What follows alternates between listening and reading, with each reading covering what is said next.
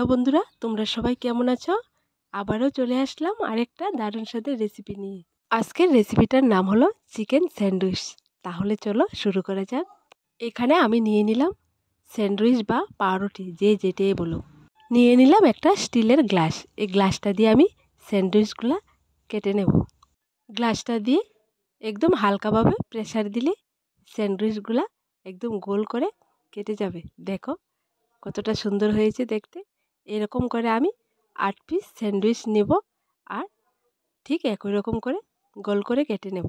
বন্ধুরা, এই রমজানে ইফতারে তোমরা এই স্যান্ডউইচের রেসিপিটা বাড়িতে একদম সহজে করে নিতে পারো। অসাধারণ স্বাদের একটা রেসিপি। বন্ধুরা, পাউরুটির চারপাশের এই অংশটা তোমরা ফালিয়ে না দিয়ে ব্রেডক্রাম্ব হিসাবে চপ তৈরি করতে পারবে। ঠিক একই রকম করে আমি 8 পিস পাউরুটি কেটে নিলাম। এবার নিয়ে নিলাম 3টে সেদ্ধ করা আলু আর দিয়ে দিলাম বয়েল চিকেন, হাত দিয়ে ছিঁড়ে ছিঁড়ে টুকরো টুকরো করে দিয়ে দিলাম। কুচানো 4-5টা কাঁচা লঙ্কা, কুচানো ধনেপাতা। বন্ধুরা, তোমরা চাইলে এর মধ্যে ক্যাপসিকাম, টমেটো এই সবজিগুলো দিতে পারো।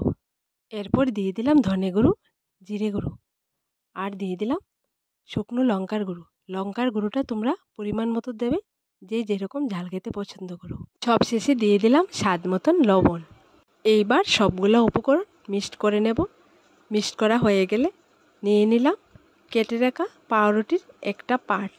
দেখো, মিশ্রণটা থেকে সামান্য পরিমাণ মিশ্রণ নেব আর পাউরুটির উপর দিয়ে চামচ দিয়ে ভালো করে চেপে চেপে লাগিয়ে নেব। দেখো, তোমরা চাইলে হাত দিয়েও এটা লাগাতে পারো। মিশ্রণটা পাউরুটির উপর সেট করা হয়ে গেলে আরেকটা পার্ট পাউরুটি নেব আর উপর দিয়ে চাপা দিয়ে লাগিয়ে দেব। দেখো, ঠিক তোমরা এরকম করে লাগিয়ে নেবে। দেখো বন্ধুরা, আমি ঠিক একই রকম করে সবগুলা চিকেন রেড বানিয়ে নিলাম। আমি এখানে 4টি চিকেন স্যান্ডউইচ তৈরি করেছি। তোমরা চাইলে বেশিও করতে পারো, আবার কমও করতে পারো। এরপর আমি নিয়ে নিলাম চালের গুঁড়া। এখানে একদম পাতলা করে একটা ব্যাটার তৈরি করে নেব। তোমরা চাইলে ময়দা দিয়েও ওই ব্যাটারটা তৈরি করতে পারো।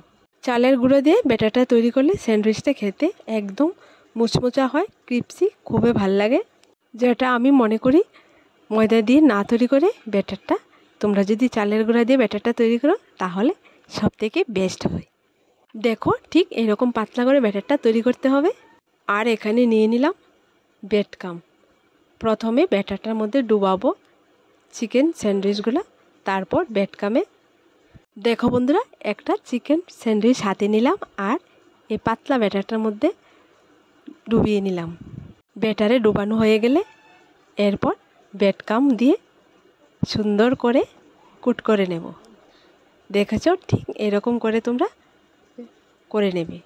ব্রেডক্রাম্বটা উল্টিয়ে পাল্টিয়ে একদম চারপাশে সুন্দর করে লাগিয়ে নেবে। তাহলে দেখবে ভাজার পর চিকেন স্যান্ডউইচটা খেতে একদম মুচমুচা হবে। এখানে আগে থেকে চুলো একটা প্যানে তেল বসিয়ে রেখেছিলাম। তেলটা যখন গরম হয়ে আসবে একটা একটা করে স্যান্ডউইচগুলো দিয়ে দেব। এরপর চুলোর আঁচটাকে একদম লোতে রাখতে হবে, না হয় চিকেন স্যান্ডউইচগুলো পোড়া লেগে যাবে। উল্টিয়ে পাল্টিয়ে একদম গোল্ডেন ব্রাউন কালার করে চিকেন স্যান্ডউইচগুলো ভাজা করে নেব। দেখো বন্ধুরা, এক সাইড হয়ে গেছে, আমি উল্টিয়ে দিলাম। চিকেন স্যান্ডউইচগুলো পুরোপুরিভাবে রেডি। এইবার নামিয়ে নেব। দেখো বন্ধুরা, দেখতে কতটা সুন্দর হয়েছে, খেতেও তেমন স্বাদ। তো বন্ধুরা, এই রেসিপিটা তোমরা ইফতারের জন্য একদম পারফেক্ট বানাতে পারো আর সকাল সন্ধ্যা নাস্তা বা টিফিনে এটা রাখতে পারো। তো দেরি না করে বন্ধুরা, এই অসাধারণ স্বাদের রেসিপিটা তোমরা ঘরে থাকা সামান্য উপকরণ দিয়ে তৈরি করে নিতে পারো। তোমাদের একটা চিকেন স্যান্ডউইচ ভেঙে দেখিয়ে দিলাম। দেখো উপর দিয়ে কতটা মুচমুচা হয়েছে। তোমরা যদি না বানাও তাহলে বুঝবে না। তাই তোমাদের বলি, বাড়িতে একবার অবশ্যই ট্রাই করে দেখবে আর আমাকে কমেন্টে লিখে জানাবে রেসিপিটা খেতে কেমন লেগেছে তোমাদের। আর আমার দেওয়া রেসিপিগুলো তোমাদের যদি ভালো লেগে থাকে তাহলে আমার এই ছোট্ট চ্যানেলটাকে লাইক, শেয়ার এবং সাবস্ক্রাইব করে পাশে থাকা বেল বাটনটি অবশ্যই ক্লিক করে রাখবে, যাতে করে আমার দেওয়া নতুন নতুন রেসিপিগুলো সবার প্রথমে তোমাদের কাছে পৌঁছায়। তো আজ এখানে টাটা, সবাই ভালো থেকো। আবার দেখা হবে অন্য একটা রেসিপির সাথে।